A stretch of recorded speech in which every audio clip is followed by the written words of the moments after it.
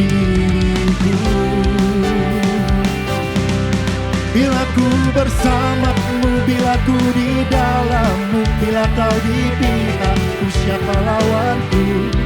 Di dalam dunia ini tiada sepertimu, tiada ku takut untuk selamanya.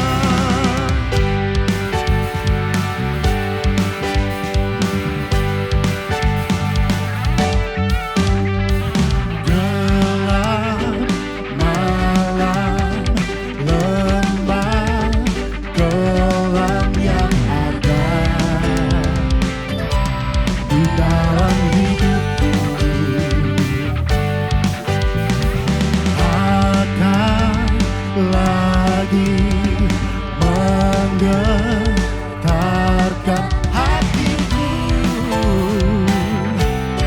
Engkau Tuhan kekuatan di dalam hidupku.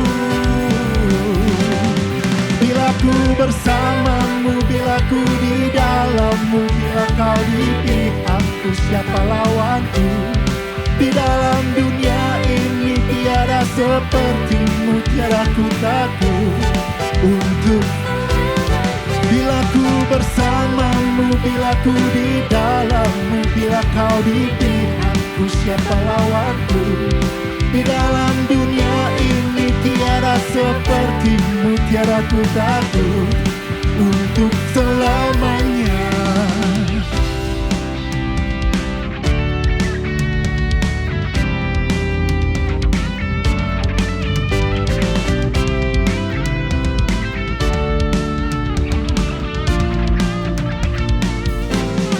Bila ku bersamamu, bila ku di dalammu, bila kau di pihakku, siapa lawanku? Di dalam dunia ini tiada sepertimu, tiada ku takut untuk. Bila ku bersamamu, bila ku di dalammu, bila kau di pihakku, siapa lawanku? Di dalam dunia ini tiada sepertimu, tiada ku takut untuk selamanya.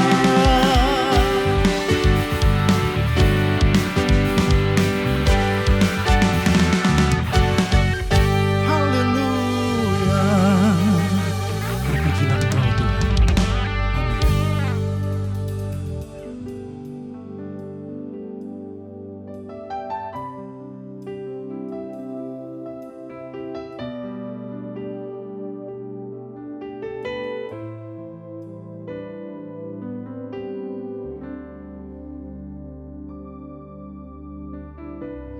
Dengan apa ku membalas kasih-Mu yang ku terima dari-Mu? Dengan apa ku membalas cinta-Mu? Oh Yesusku,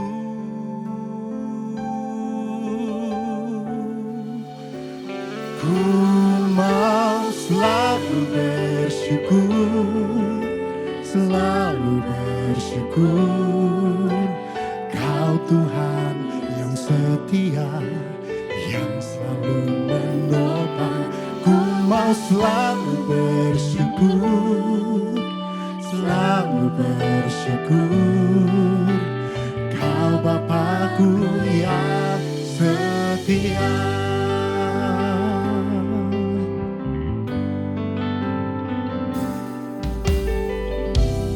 Dengan apa ku membalas kasih-Mu yang ku terima dari-Mu? Dengan apa ku membalas cinta-Mu? Oh Yesusku, ku mau selalu bersyukur,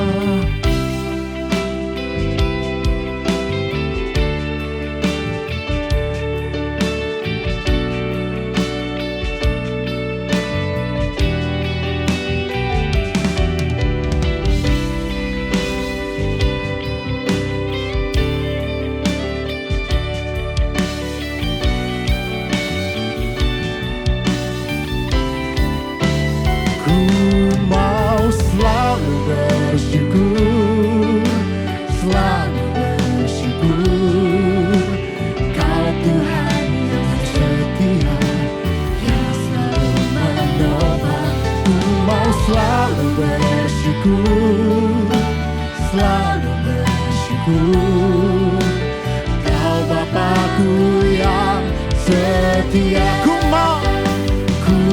mau selalu bersyukur, selalu bersyukur. Kau Tuhan yang setia, yang selalu menopang. Ku mau selalu bersyukur, selalu bersyukur. Kau Bapakku yang setia, Kau Bapakku yang setia, Kau Bapakku yang setia.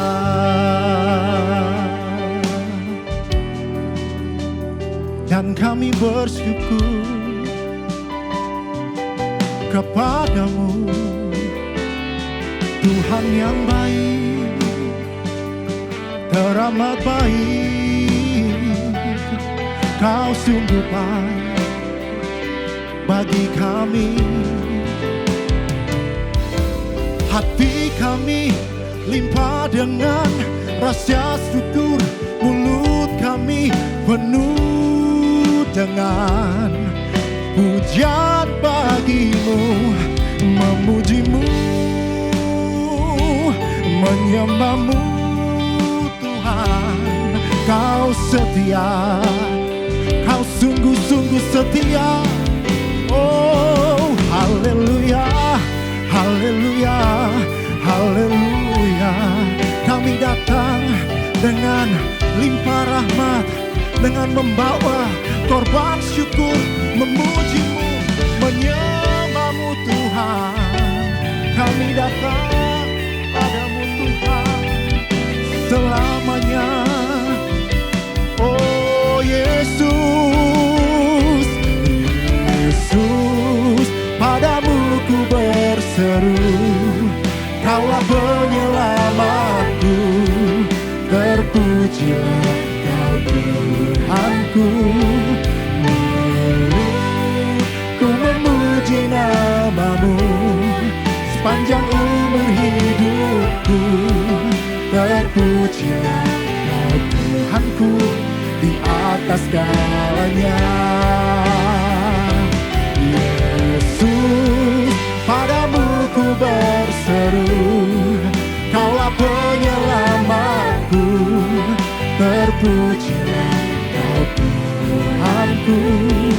Dulu ku memuji namamu sepanjang umur hidupku. Terpujilah Kau Tuhanku di atas segalanya. Dulu ku memuji namamu sepanjang umur hidupku. Terpujilah Kau Tuhanku di atas segalanya.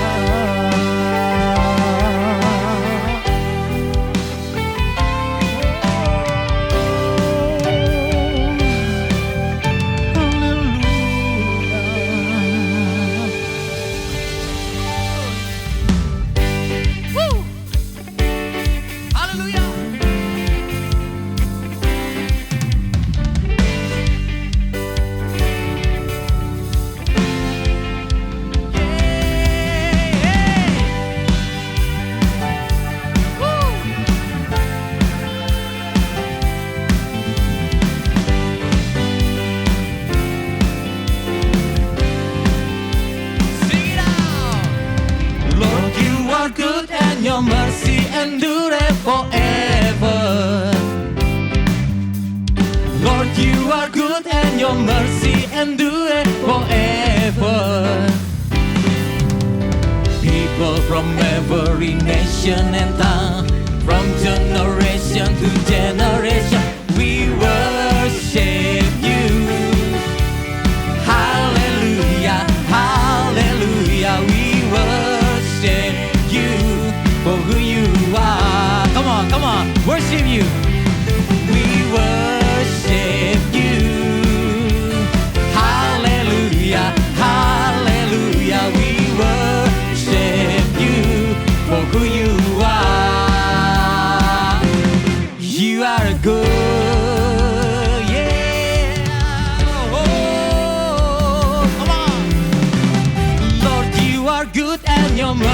endure forever. Lord, you are good and your mercy endure forever. People, come on. People from every nation and tongue, from generation to generation, we worship you. Hallelujah, hallelujah. Hallelujah, hallelujah. We worship you for who you are. Come on.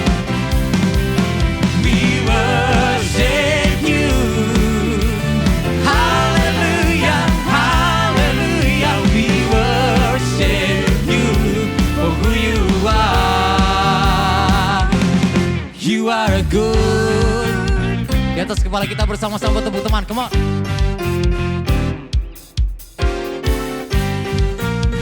You are good. And all the time. You are good. All the time. All the time. You are good. You are good. All the time. All the time. You are good. You are good. All the time. All the time. You are good. You are good. All the time. All the time. You are good.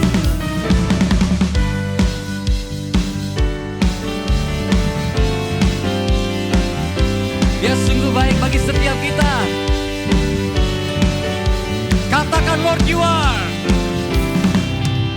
Lord, you are good and your mercy endureth forever.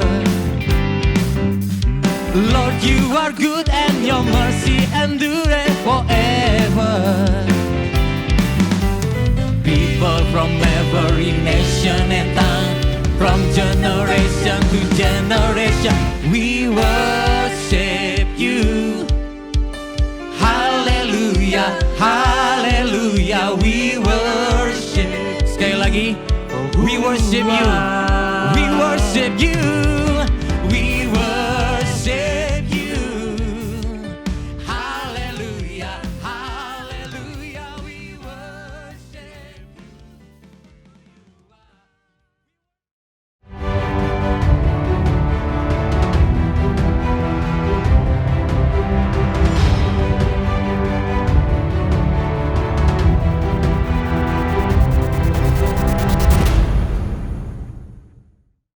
Shalom, selamat hari Minggu jemaat yang dikasihi Tuhan. Selamat beribadah di MDC Online.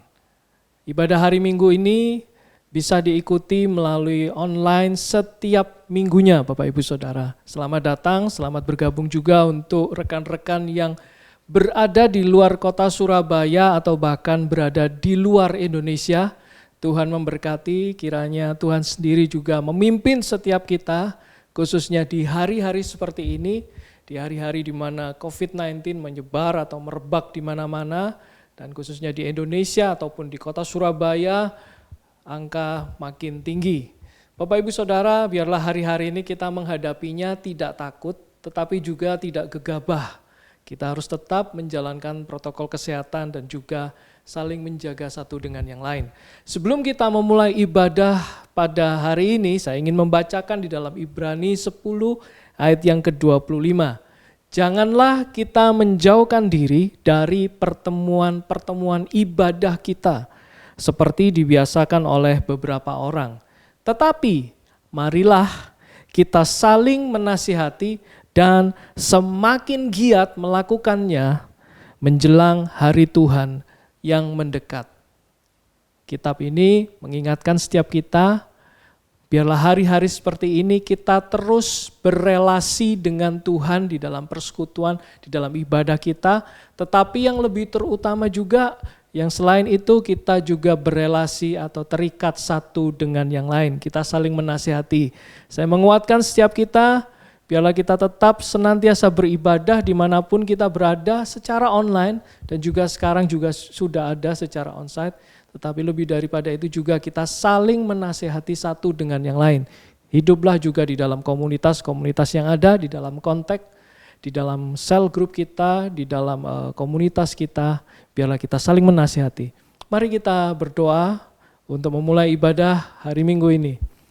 Tuhan, terima kasih, kami bersyukur untuk kasih setia-Mu. Kami mau tetap bersuka cita karena Tuhan adalah Tuhan yang setia, melebihi segala keadaan yang sedang kami lewati, kami lalui saat ini.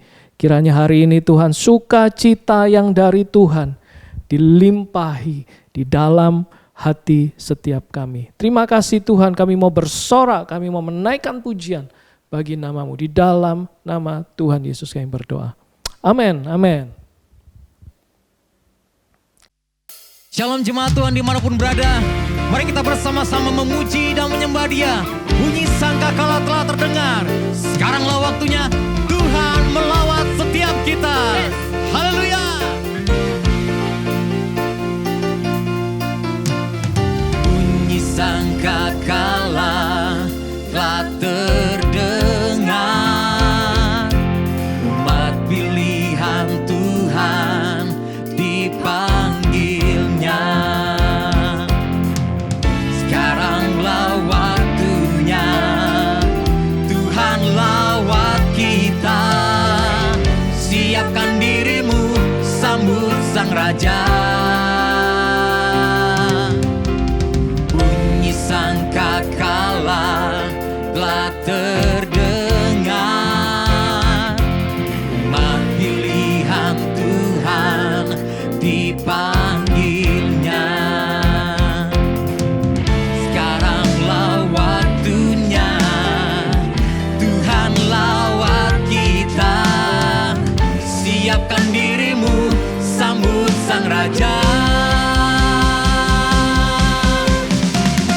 Allah mulia, Dia bertakhta di atas pujian. Umat yang dibenarkannya, kasih setianya untuk selama-lamanya. Abadi Allah mulia, Dia bertakhta di atas pujian. Umat yang dibenarkannya, kasih setianya untuk selama-lamanya. Abadi kuasanya. Dengarlah sangkakala berbunyi, katakan bersama. Bunyi sangkakala telah terdengar. Umat pilihan Tuhan dipanggilnya. Sekaranglah waktunya Tuhan lawat kita. Siapkan dirimu, sambut Sang Raja. Allah mulia, Dia bertakhta di atas pujian. Umat yang dibenarkannya, kasih setianya untuk selama-lamanya. Abadi kuasanya. Allah mulia, Dia bertakhta di atas pujian.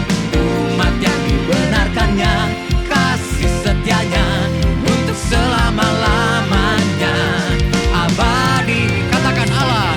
Allah mulia, Dia bertakhta di atas pujian. Umat yang dibenarkannya, kasih setianya untuk selama-lamanya.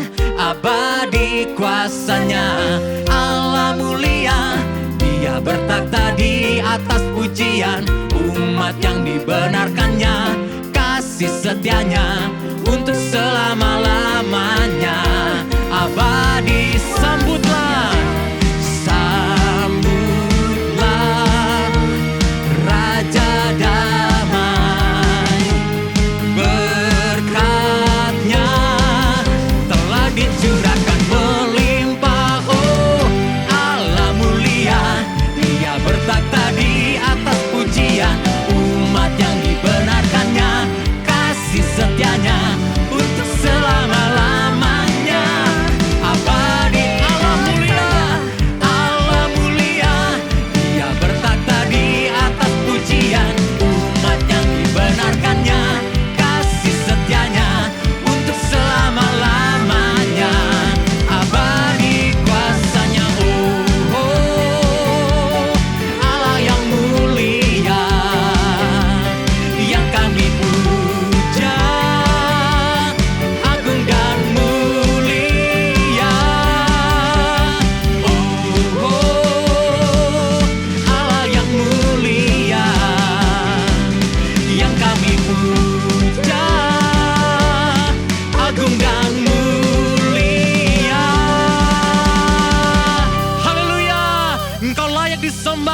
terpuji selama-lamanya. Amin. Amin, amin, amin, amin. Kami tertegun, kami takjub Tuhan. Yes. Akan kasih-Mu, Come on. kasih setiamu yang sangat indah dalam kehidupan kami. Terima kasih Tuhan.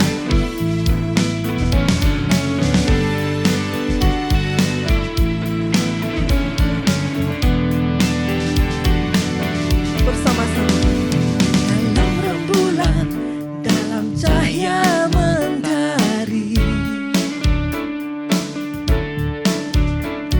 di gelap badai dan indahnya pelangi,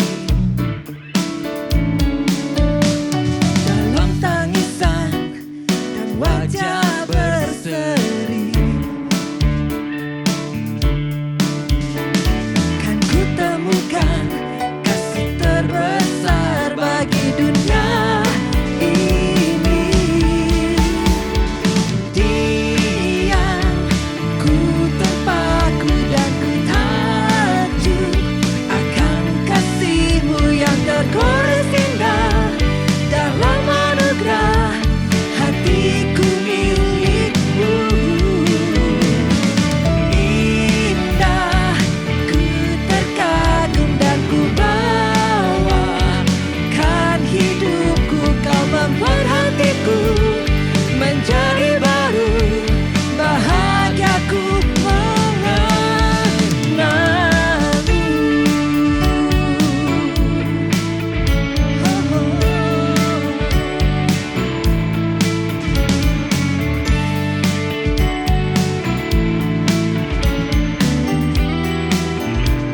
Dalam rembulan,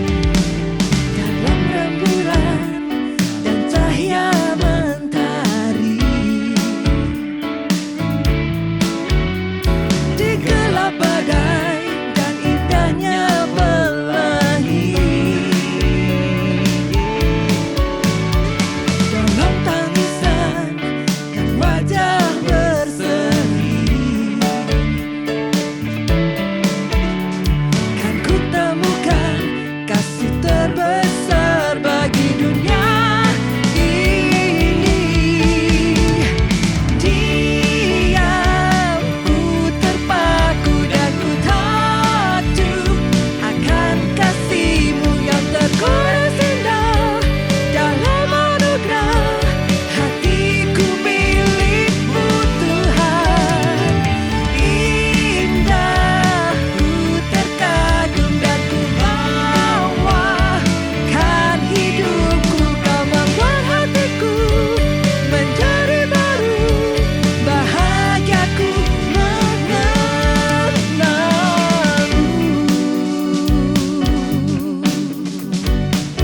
Sungguh kami terkagum Tuhan. Sungguh hati kami takjub Tuhan akan kasih.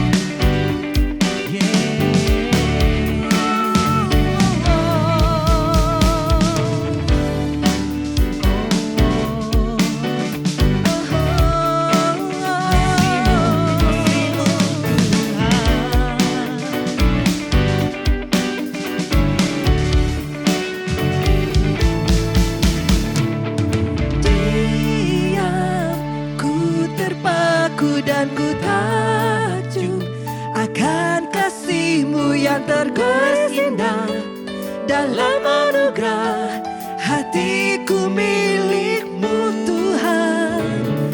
Indah, ku terkagum dan ku bawakan hidupku. Kau membuat hatiku menjadi baru, bahagiaku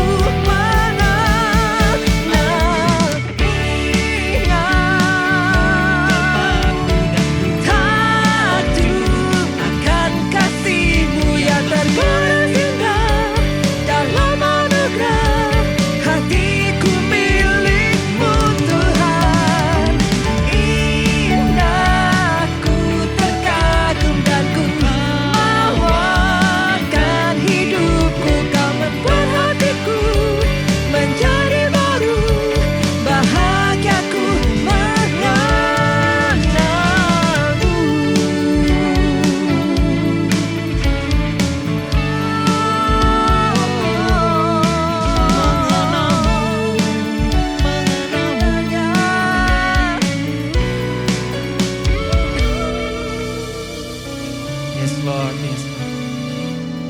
Tidak ada yang lain yang kami inginkan di dalam hidup kami Tuhan. Selain lebih dalam lagi dan lebih dalam lagi mengenal-Mu Tuhan.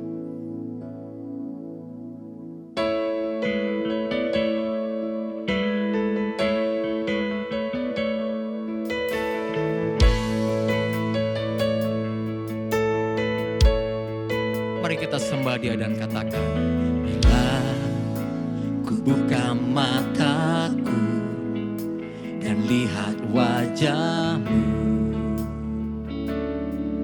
ku terkagum. Bila ku lihat hidupku dan karya tangan-Mu, Yesus, ku tersanjung karena semua yang baik dalam hidupku itulah karya-Mu. Kau beri kesempatan yang baru dan ku ingin mengenal-Mu Tuhan lebih dalam dari semua yang ku kenal. Tiada kasih yang melebihi-Mu, ku ada untuk menjadi penyembah-Mu. Katakan bersama, bila ku buka mataku dan lihat wajah-Mu, ku terkagum. Bila ku lihat hidupku dan karya tangan-Mu, ku tersanjung karena semua yang baik dalam hidupku itulah karya-Mu. Beri kesempatan yang baru dan ku ingin mengenal-Mu Tuhan lebih dalam dari semua yang ku kenal. Tiada kasih yang melebihi-Mu, ku ada untuk menjadi penyembah, mengenal-Mu Tuhan, dan ku ingin mengenal-Mu Tuhan lebih dalam dari semua yang ku kenal. Oh, tiada kasih yang melebihi-Mu, ku ada untuk menjadi penyembah-Mu.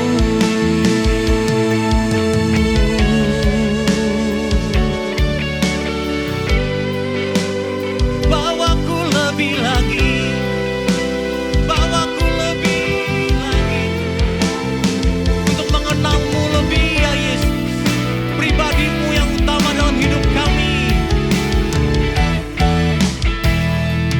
Dan ku ingin mengenal-Mu Tuhan lebih dalam dari semua yang ku kenal. Tiada kasih yang melebihi-Mu, ku ada untuk menjadi. Jemaat Tuhan dimanapun berada, katakan bersama, ku ingin mengenal-Mu dan ku ingin mengenal lebih dalam. Tiada kasih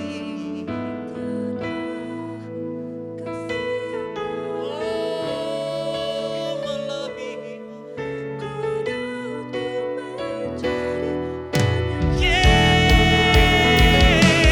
Dan ku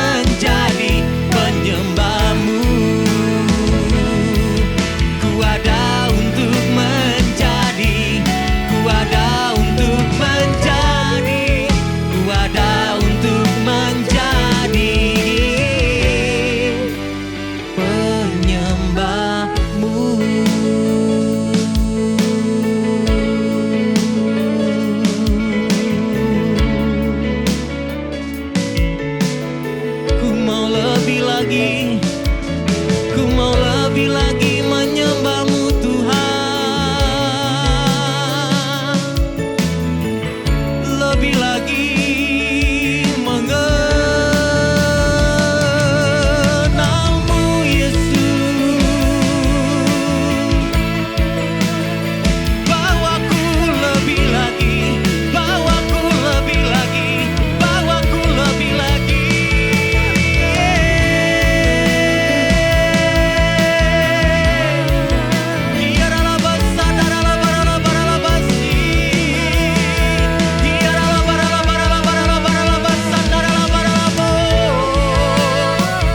Haleluya, haleluya.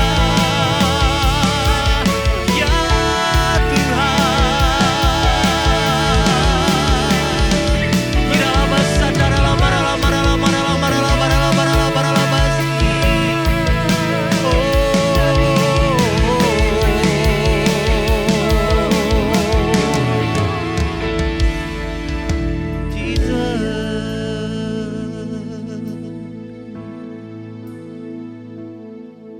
Dan ku ingin mengenal-Mu Tuhan lebih dalam dari semua yang ku kenal.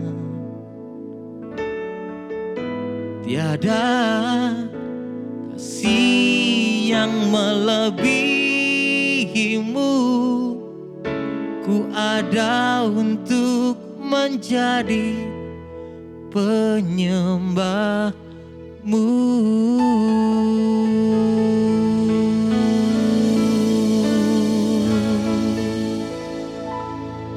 Inilah hidup kami yang kami bawa di hadapan-Mu Tuhan sampai akhir hayat kami as a worshippers, sebagai penyembah-penyembah-Mu.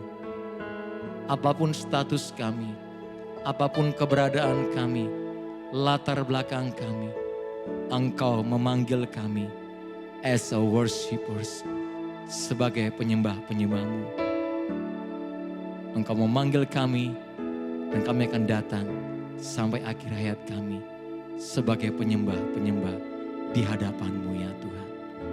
Bahwa setiap kami lebih lagi mengenal Engkau Tuhan. Di dalam setiap musim hidup kami, bahwa sesungguhnya Engkau ada dan tidak sekalipun meninggalkan kami. Karena kasih-Mu yang sangat besar dicurahkan di tengah-tengah kami. Berkati setiap kami dimanapun kami berada, dengan firman yang akan kami dengar sebentar lagi Tuhan. Berbicara di tengah kami. Di dalam nama Tuhan Yesus, setiap kita yang percaya bersama katakan, amin.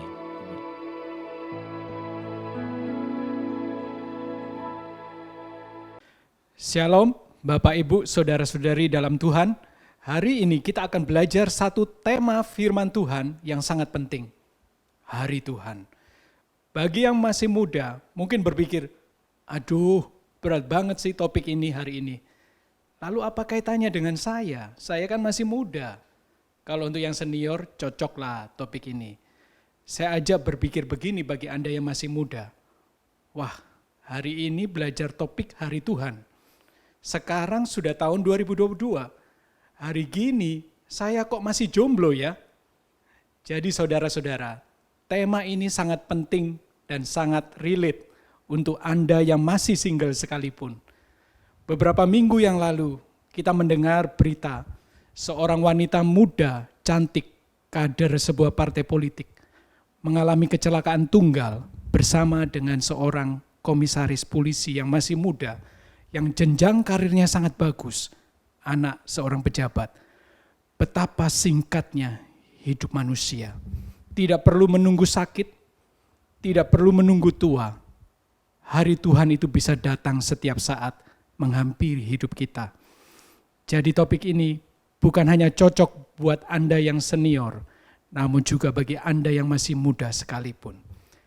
Albert Einstein yang mengembangkan teori relativitas dan mekanika kuantum pernah mengatakan suatu teorinya.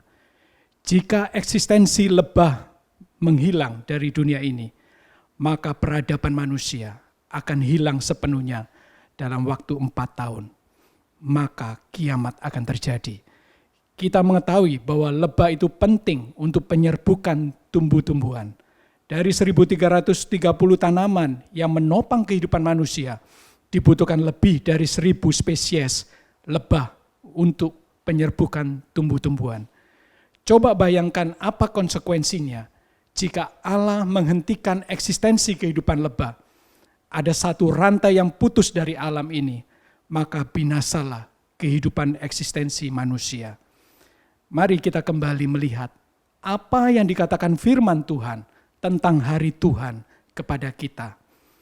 Mari kita membaca dari kitab 2 Petrus 3 ayat 1 sampai ke-15. Saudara-saudara yang kekasih, ini sudah surat yang kedua yang kutulis kepadamu.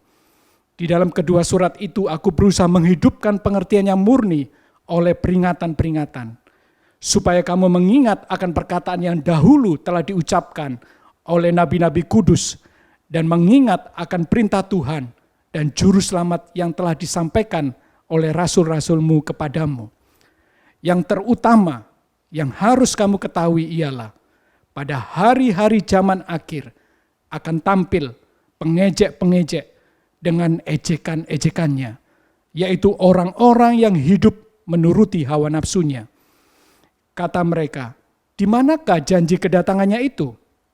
Sebab sejak dahulu bapak-bapak leluhur kita meninggal, segala sesuatu tetap seperti semula pada waktu dunia diciptakan. Mereka sengaja tidak mau tahu bahwa oleh firman Allah, langit telah ada sejak dahulu, dan juga bumi yang berasal dari air dan oleh air. Dan bahwa oleh air itu, bumi yang dahulu telah binasa, dimusnahkan oleh air bah. Tetapi oleh firman itu juga, langit dan bumi yang sekarang terpelihara dari api dan disimpan untuk hari penghakiman dan kebinasaan orang-orang fasik. Akan tetapi, saudara-saudaraku yang kekasih, yang satu ini tidak boleh kamu lupakan, yaitu bahwa di hadapan Tuhan, satu hari sama seperti 1000 tahun, dan 1000 tahun itu sama seperti satu hari. Tuhan tidak lalai menepati janjinya, sekalipun ada orang yang menganggapnya sebagai kelalaian, tetapi ia sabar terhadap kamu, karena ia menghendaki supaya jangan ada orang yang binasa, melainkan supaya semua orang berbalik dan bertobat. Tetapi hari Tuhan akan tiba seperti pencuri. Pada hari itu langit akan lenyap dengan segala gemuruh yang dahsyat, dan unsur-unsur dunia akan hangus dalam nyala api, dan bumi dan segala yang ada di atasnya akan hilang lenyap. Jadi, jika segala sesuatu ini akan hancur secara demikian, betapa suci dan salehnya kamu harus hidup, yaitu kamu yang menantikan dan mempercepat kedatangan hari Allah. Pada hari itu langit akan binasa dalam api, dan unsur-unsur dunia akan hancur karena nyalanya.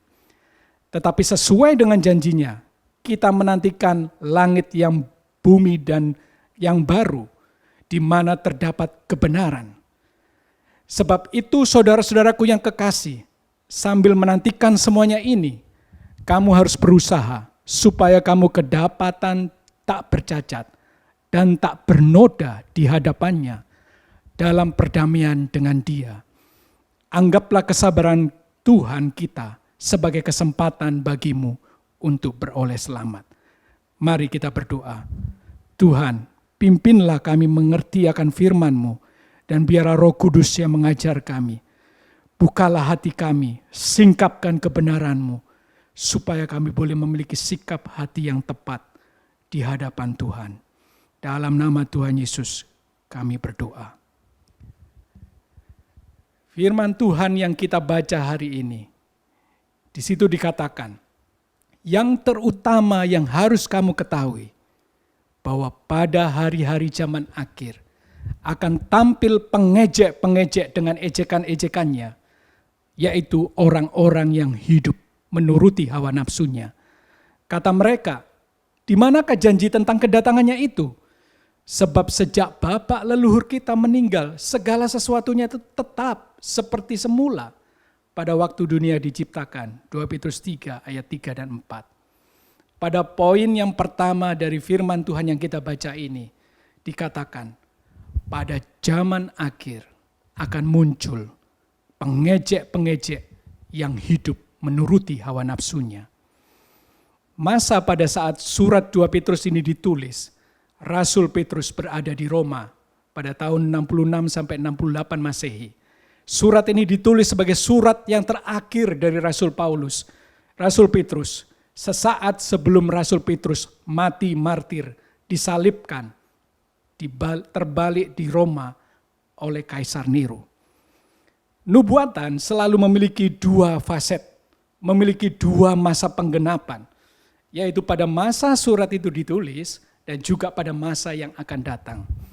Pada saat nubuatan Rasul Petrus ini disampaikan, jemaat mula-mula bukan hanya menghadapi penganiayaan oleh Yudaisme agama Yahudi, tetapi orang Kristen juga difitnah, dikambing hitamkan oleh Kaisar Nero atas pembakaran kota Roma. Sehingga orang-orang Kristen akhirnya ditangkap, dibakar, hidup-hidup, disalibkan, dan diadu dengan binatang buas. Namun orang Kristen bukan hanya menghadapi penganiayaan dari luar, ternyata mereka juga menghadapi pengrusakan dari dalam gereja, yaitu munculnya guru-guru palsu. Guru-guru palsu Gnostik yang muncul pada masa itu, mereka mengajarkan dualisme roh dan materi. Gnostik mempercayai bahwa tubuh materi itu dasarnya jahat dan roh itu baik. Oleh karenanya Gnostik percaya bahwa apapun yang dilakukan tubuh, misalnya persinahan sekalipun yang dilakukan oleh tubuh kita, itu it's okay, itu tidak masalah. Karena menurut Gnostik, pengetahuan yang lebih tinggi dan yang sejati itu ada di dalam dunia roh secara mistis. Jadi Gnostik tidak membatasi sedikit pun hawa nafsu apapun yang diingini oleh tubuh mereka. Dalam surat 2 Petrus pasal 2 dituliskan, guru-guru palsu ini hidup di dalam hawa nafsu persinahan dan penuh keserakahan. Dan mereka menyeret orang-orang Kristen, kanak-kanak yang baru bertobat, akhirnya dirusak dan diracuni untuk kompromi dengan hawa nafsu dosa. Sehingga akhirnya keadaan orang Kristen menjadi lebih buruk daripada semula. Seperti anjing kembali makan muntahannya, seperti babi yang sudah bersih kembali ke kubangan lumpur. Bagaimana penggenapan nubuatan ini di zaman akhir ini? Di akhir zaman ini, di era postmodern, kita juga sering diketawain, diejek.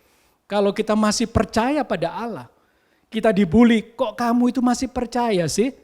Pengajaran dari kitab kuno yang sudah ditulis 2000 tahun yang lalu, itu sudah kuno. Kamu ini aneh, kamu ini kudet, kurang update. Zaman sudah milenial gini, kamu kok masih percaya dosa? Kamu kok masih percaya ada surga dan ada neraka? Tidak ada semuanya itu. Kamu hidup sekali, nikmati saja. Kalau kamu mati, ya sudah, selesai. Kamu lakukan saja bebas apa yang kamu mau. Allah itu sudah mati. Allah sudah meninggalkan dunia ini.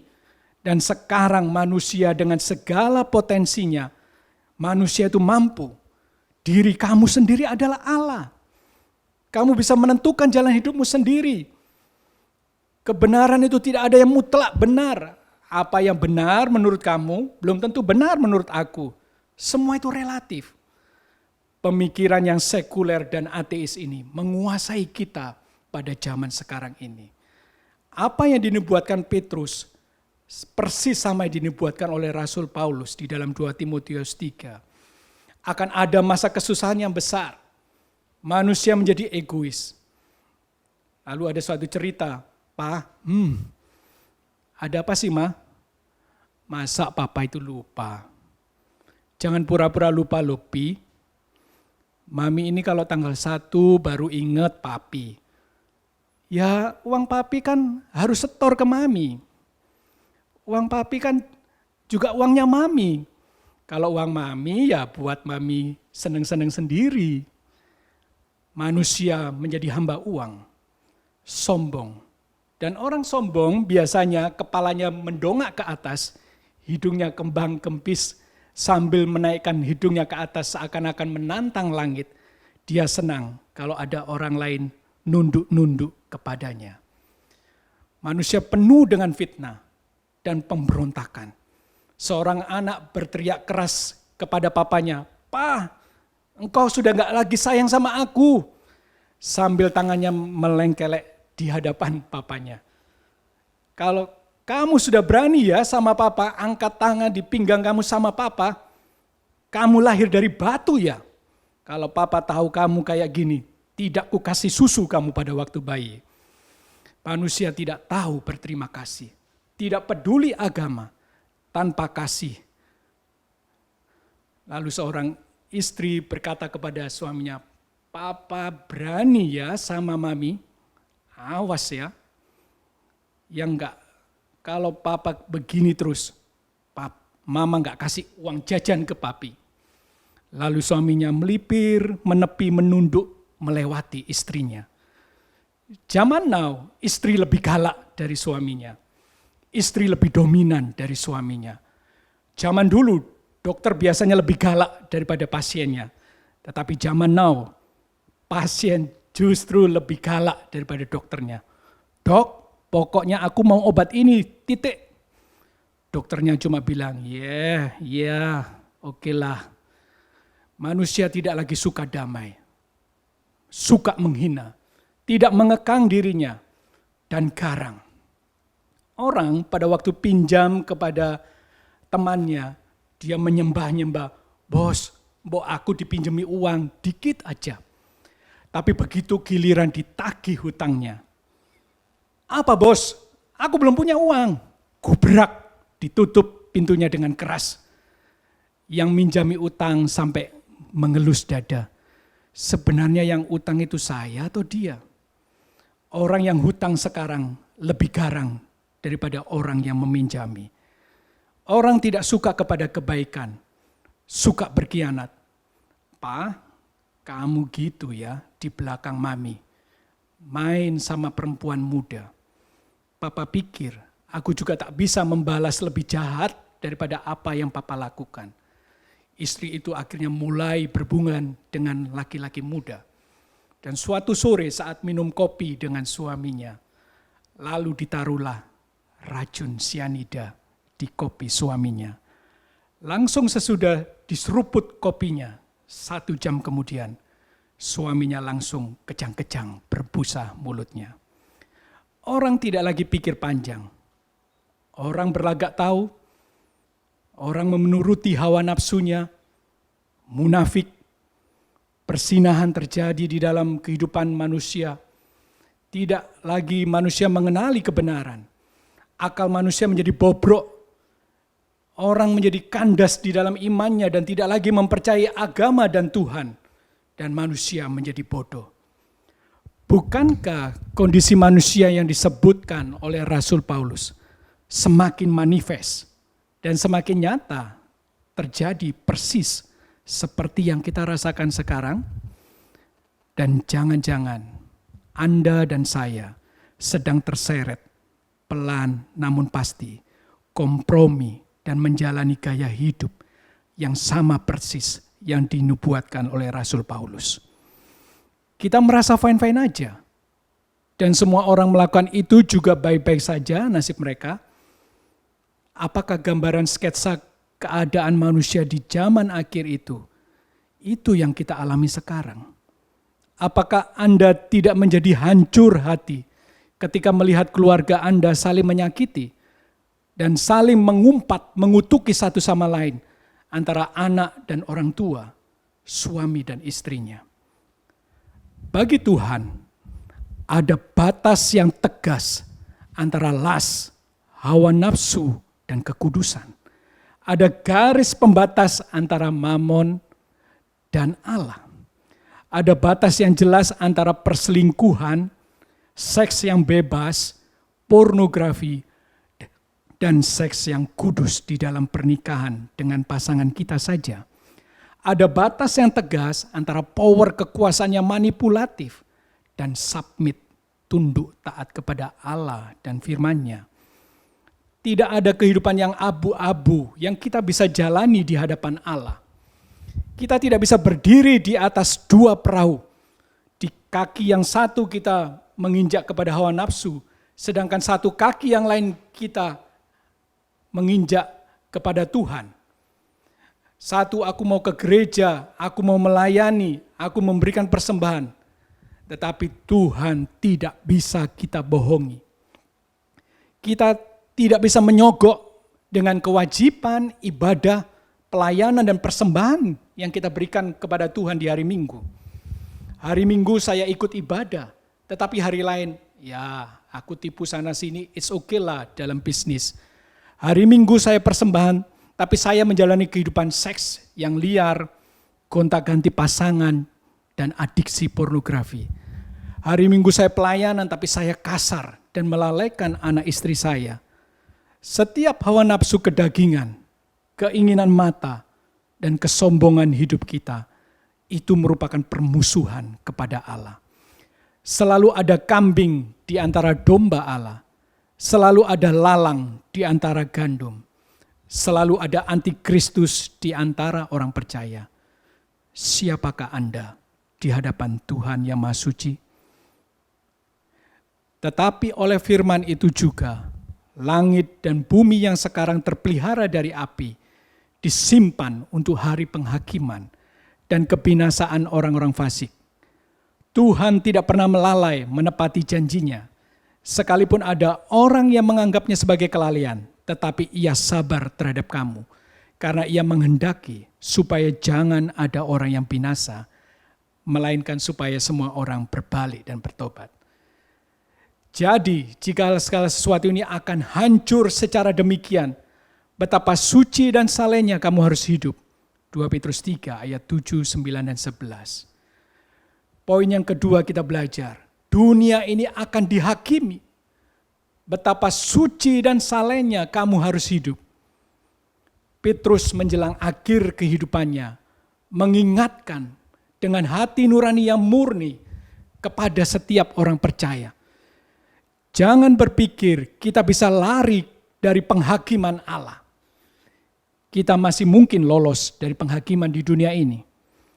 Namun di hadapan Allah yang suci, jika kita berada dalam kehidupan yang penuh dengan hawa nafsu, we cannot escape from God's judgment. Jika dulu Tuhan pernah menghukum dunia purba dengan air bah di zaman Nuh, maka di akhir zaman ini Tuhan akan menghukum orang fasik dan si iblis dengan api. Jika kita menyadari akan penghakiman Allah yang ultimate dan puncak itu, maka sudah sepatutnya kita berbalik dan bertobat di hadapan Allah dan kita meninggalkan segala kemunafikan kebohongan kita. Mazmur 73, Asaf pemimpin pujian Israel, dia pernah komplain kepada Tuhan, Tuhan, kenapa gemuk dan sehat orang yang berbuat dosa di hadapan-Mu, sedangkan aku yang melayani Engkau tidak demikian. Sia-sia Tuhan aku mempertahankan hidupku bersih di hadapan-Mu. Ketika Asaf menyembah, masuk ke dalam hadirat Tuhan, disitulah Tuhan membuka mata Asaf. Sesungguhnya di tempat yang licin kau taruh mereka. Kau jatuhkan mereka sehingga hancur. Mazmur 73 ayat 18. Jika hidup kita mengejar pada dunia yang akan dihancurkan Allah dengan api, betapa sia-sia dan menyesal kita selama-lamanya hidup kita di hadapan Allah. Masa pandemi ini membuat kita sering terlalu nyaman untuk beribadah secara online. Cobalah kita bertanya pada diri kita sendiri, apakah kita masih punya gairah cinta yang mula-mula saat kita beribadah kepada Allah? Betapa dalamnya kita sudah jatuh jika kita sudah meninggalkan cinta yang mula-mula pada Tuhan. Wahyu 2 ayat 4-5. Saat beribadah online, kita sering kadang-kadang lupa. Kita sampai terlalu santai sambil makan, sambil kelesetan, tidur, berbaring di sofa. Tidak ada sedikit pun kita rasa sungkan, gentar, ataupun hormat kepada Allah. Kita lebih beriman untuk goes bersepeda daripada kita datang beriman untuk beribadah onsite. Kita beribadah terlalu nyaman, sampai-sampai tidak ada lagi kita respect kepada Allah. Kita tidak lagi merasa perlu spirit kebersamaan untuk datang beribadah dan tidak merasa perlu bertemu dengan saudara seiman untuk bersekutu saling menguatkan secara fisik. Ada ketakutan dan paranoid yang luar biasa yang sering menguasai kita untuk hadir beribadah onsite. Kita seharusnya masih tetap bisa beribadah onsite dengan protokol kesehatan. Namun mungkin ada di antara kita sudah memutuskan ibadah online sampai selama-lamanya. Karena ada ketakutan dan kepanikan yang luar biasa. Kita berdoa supaya badai pandemi ini berakhir. Dan kita berharap dapat bertemu lagi untuk beribadah secara fisik. Kita tidak lagi mempercayai providensia pemeliharaan Allah dan ketetapan Allah dalam hidup kita. Menurut Anda, siapakah Tuhan bagi Anda? Apakah Yesus Kristus itu berdaulat penuh atas hidupmu? Santo Agustinus, seorang filsuf dan seorang guru retorika, dia dididik dan dibesarkan dalam ajaran Kristen. Namun pada usia 19 tahun, dia memutuskan untuk meninggalkan gereja dan mulai mengandalkan pemikirannya yang logis. Dia menjadi seorang guru filsuf dan seorang guru retorika yang sangat terkenal. Meskipun otaknya penuh dengan pengetahuan filsafat, namun Agustinus memiliki gaya hidup yang sangat hedonis dan hidup dengan pergaulan seks yang bebas dengan seorang wanita, sampai ia memiliki seorang anak di luar pernikahan. Namun ibunya Monica selalu berdoa untuk pertobatan Agustinus. Pada usia 31 tahun, Agustinus mendengar suatu suara seperti seorang anak kecil yang menyuruh dia, ambillah dan bacalah. Tole lege. Di saat itulah Agustinus terdorong kembali membuka Alkitab dan membacanya. Dia membaca dari Roma 13 ayat 12 sampai 14.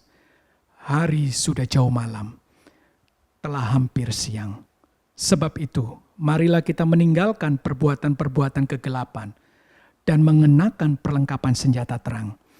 Marilah kita hidup dengan sopan seperti pada siang hari. Jangan dalam pesta pora dan kemabukan. Jangan dalam percabulan dan hawa nafsu. Jangan dalam perselisihan dan iri hati.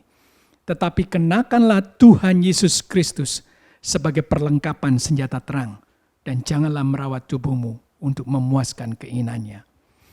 Di saat itulah Agustinus insaf dan bertobat. Dan akhirnya Agustinus memutuskan meninggalkan kehidupan seksnya yang liar dan bebas itu. Dan dia menyerahkan dirinya menjadi seorang imam dan akhirnya menjadi seorang uskup di Hippo, Afrika. Di bagian ketiga dari surat 2 Petrus 3 ini dikatakan, tetapi sesuai dengan janjinya kita menantikan langit yang baru dan bumi yang baru di mana terdapat kebenaran. Sebab itu saudara-saudara yang kekasih, sambil menantikan semuanya ini, kamu harus berusaha supaya kamu kedapatan tak bercacat dan tak bernoda di hadapannya. Dalam perdamaian dengan Dia, anggaplah kesabaran Tuhan itu sebagai kesempatan bagimu untuk beroleh selamat. 2 Petrus 3 ayat 13-15. Di poin ketiga ini, kita menantikan langit dan bumi yang baru. Kita menantikannya dengan hidup yang tidak bercacat di hadapannya. Mari kita mengarahkan hidup kepada langit dan bumi yang baru ini. Ini merupakan penggambaran pemerintahan Allah atas semesta alam. Langit itu adalah tahta Allah dan bumi adalah tumpuan kaki Allah. Seperti yang dikatakan Yesaya 66. Setelah penghakiman, keadilan kesucian Allah akan ditegakkan. Orang-orang fasik, iblis dan setan-setannya akan dihukum dibinasakan dalam api. God's government is present. Pemerintahan Allah akan hadir. Dan hanya ada 3 hal yang bernilai kekal di dalam perspektif kerajaan Allah. Yang pertama, hanya Allah yang kekal. Allah yang abadi adalah tempat perlindunganmu. Dan di bawahmu ada lengan-lengan yang kekal. Ia mengusir musuh dari depanmu dan berfirman, punahkanlah. Ulangan 33 ayat 27.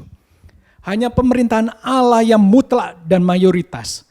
Hanya Allah yang kekal selama-lamanya. Pemerintahan kekuasaan politik manusia akan berakhir. Bangsa-bangsa dan kerajaan akan habis lenyap. Kekuasaan iblis pasti akan binasa. Hanya Allah satu-satunya, supremasi yang mutlak kekal selama-lamanya.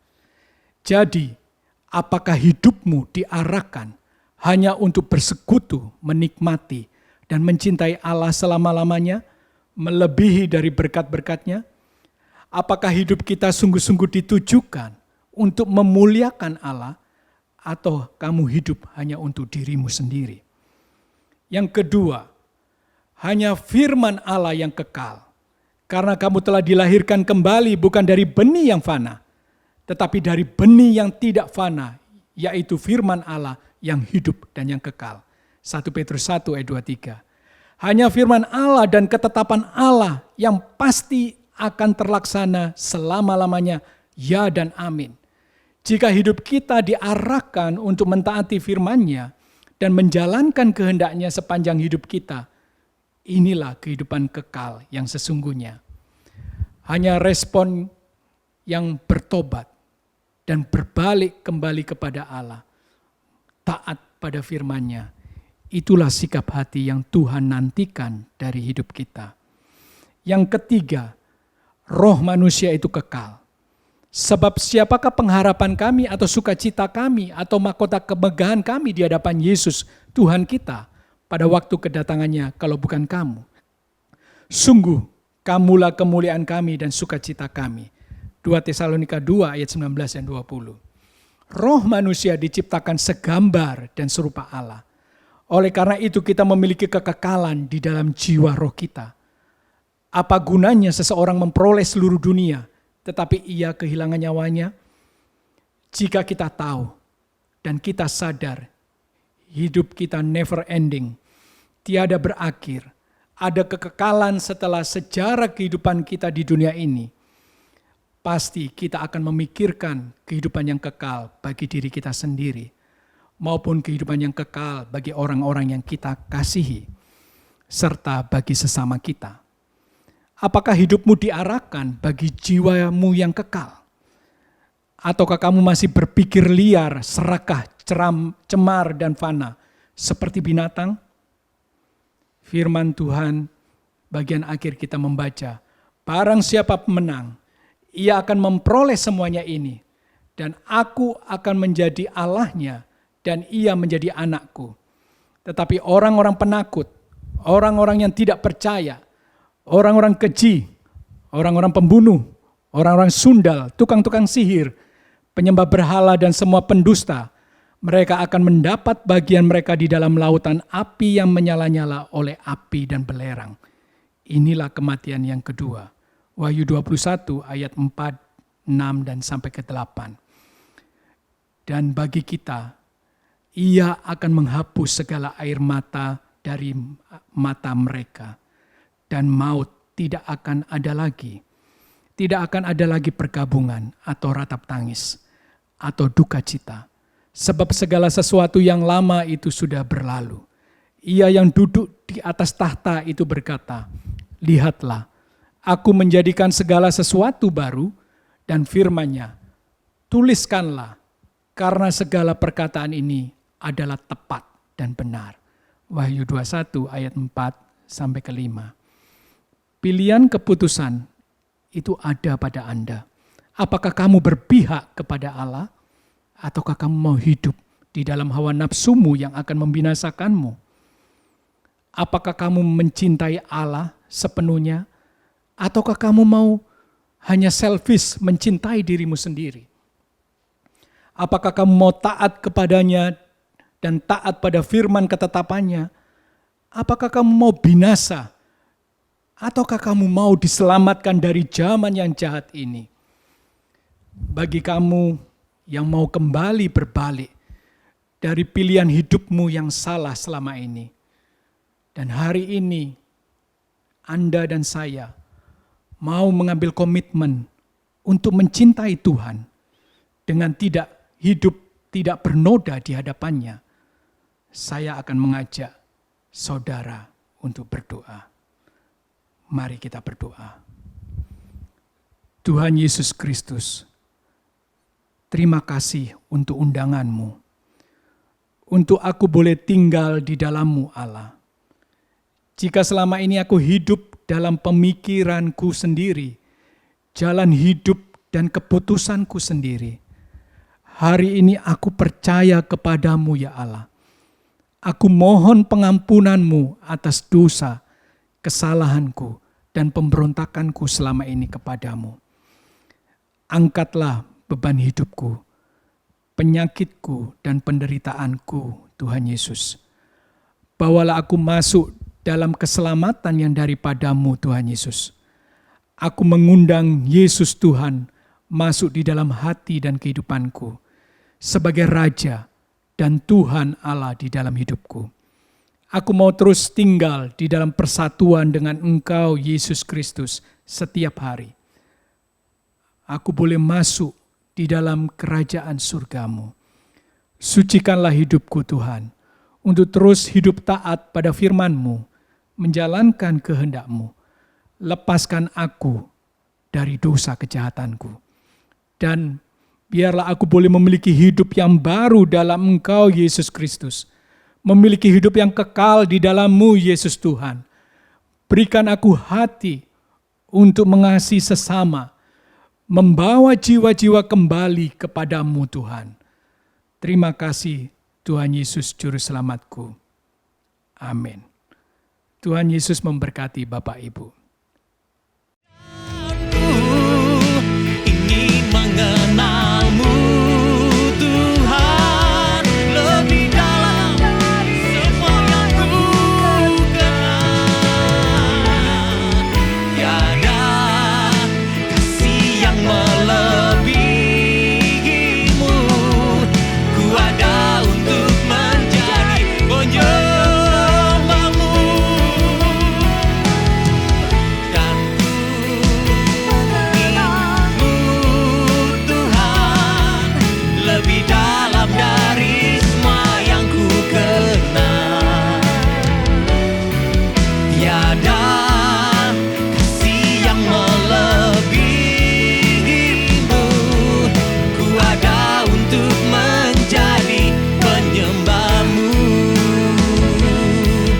Ku ada untuk menjadi, ku ada untuk menjadi, ku ada untuk menjadi penyembahmu.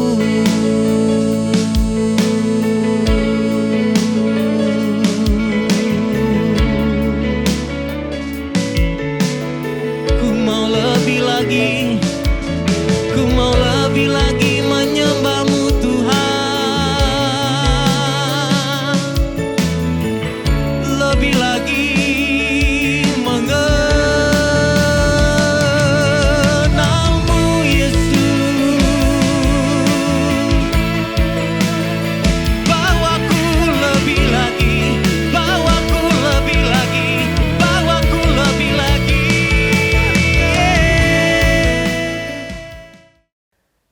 Amin. Saya percaya setiap firman yang sudah disampaikan oleh hambanya Dr. Yudi Santoso itu akan memberkati setiap kita. Dan terlebih itu Bapak Ibu Saudara, mari kita menjadi pelaku-pelaku firman. Karena dengan melakukan firman, kita akan mengalami Tuhan di dalam keseharian kita. Bapak Ibu, bagi Bapak Ibu yang ingin memberkati, memberikan persembahan bisa melalui transfer ke rekening yang memang sudah tersedia dan juga melalui QR Code atau QRIS yang tertera di layar. Bapak Ibu, biarlah persembahan yang kita berikan itu menyenangkan hati Tuhan karena apa yang kita berikan bukan untuk menyumbang gereja atau memberikan karena kita kasihan. Tetapi pada saat kita mempersembahkan persembahan, harta kita, uang kita, itu merupakan bentuk penyembahan kita kepada Tuhan. Satu bentuk worship kita, pengagungan kita. Dan biarlah setiap rupiah yang kita berikan, kita berdoa, kita mengimani bahwa setiap rupiah yang kita berikan itu akan membawa nama Tuhan dipermuliakan melalui pekerjaan Tuhan di dalam gereja lokal. Kerajaan Allah diperlebar dan banyak orang akan menerima mujizat atau kabar baik dari Injil. Mari kita berdoa dan mengakhiri ibadah ini. Jangan lupa kita persiapkan hati untuk minggu depan karena kita akan melakukan perjamuan kudus, Bapak Ibu Saudara. Jadi bisa menyiapkan roti dan anggurnya mulai sekarang karena minggu depan kita akan masuk ke dalam perjamuan kudus. Mari kita berdoa mengakhiri ibadah kita pada hari ini. Tuhan, terima kasih untuk firman yang sudah kami dengar. Kami mau menjadi pelaku-pelaku firman. Kami mau belajar taat untuk melakukan firman-Mu, menghidupi firman-Mu. Bukan sekedar kami tahu firman-Mu, tapi kami mau mengenal Engkau dengan melakukan, dengan taat, melakukan setiap firman-Mu. Terima kasih Tuhan, berkati juga setiap jemaat-Mu yang memberikan persembahan, bahwa setiap persembahan yang mereka berikan bukan sebuah tindakan sumbangan kepada gereja lokal yang ada, tetapi merupakan satu bentuk penyembahan, worship, pengagungan kepada Allah.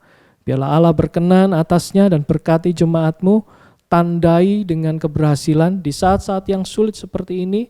Kami juga berdoa, memohon kesembuhan untuk mereka yang sakit di dalam nama Tuhan Yesus. Sembuhkanlah pada hari ini ya Tuhan. Mujizat kesembuhan-Mu terjadi untuk mereka yang mengalami kelelahan fisik. Mereka yang terpapar juga mungkin ya Tuhan.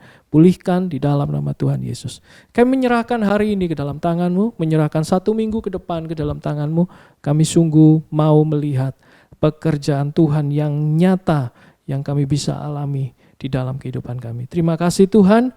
Di dalam nama Tuhan Yesus kami berdoa. Amin, amin. Tuhan Yesus memberkati Bapak Ibu semua. Ku mau selalu bersyukur, selalu bersyukur.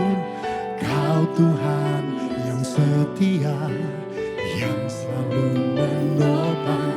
Ku mau selalu bersyukur, selalu bersyukur. Kau Bapa-Ku yang setia.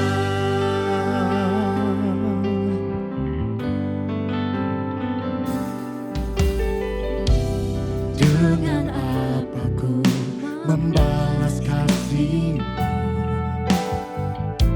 yang ku terima dari-Mu? Dengan apa ku membalas cinta-Mu?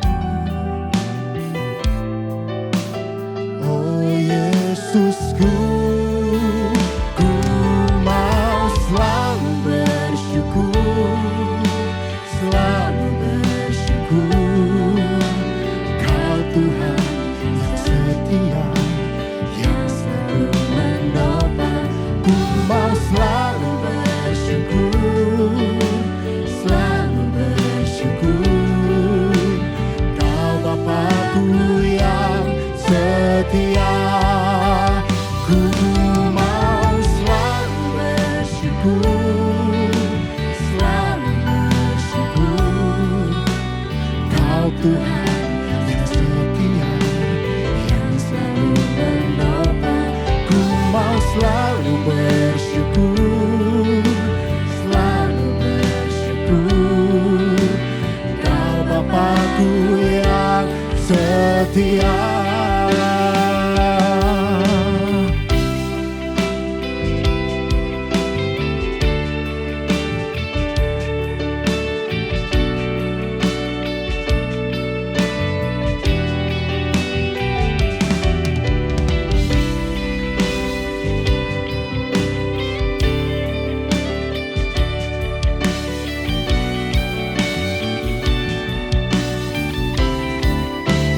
Ku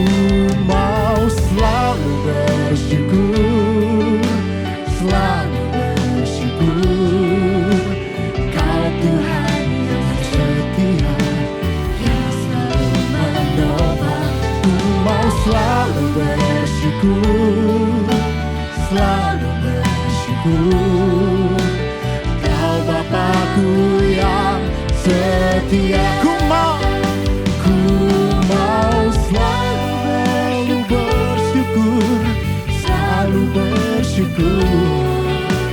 Kau Tuhan yang setia, yang selalu menopang. Ku mau selalu bersyukur, selalu bersyukur. Kau Bapa-Ku yang setia, Kau Bapa-Ku yang setia, Kau Bapa-Ku yang setia.